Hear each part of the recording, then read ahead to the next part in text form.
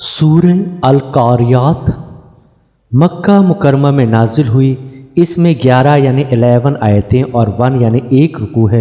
नाजिल होने के एतबार से ये 30 यानी 30 नंबर पर है, लेकिन तिलावत के एतबार से ये 101 यानी 101 नंबर पर है और सूरह कुरैश के बाद नाजिल हुई है।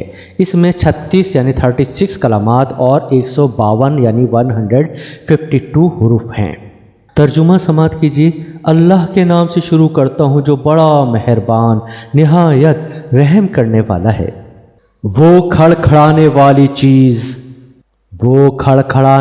चीज़ क्या है, और आप क्या जानो कि वो खड़खड़ाने वाली चीज़ क्या है।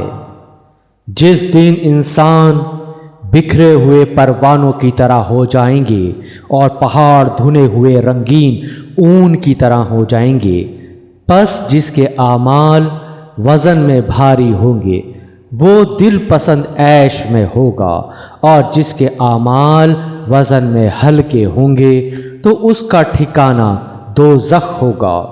और आप क्या जानते हैं वो क्या चीज़ है? एक दहकती हुई आग है।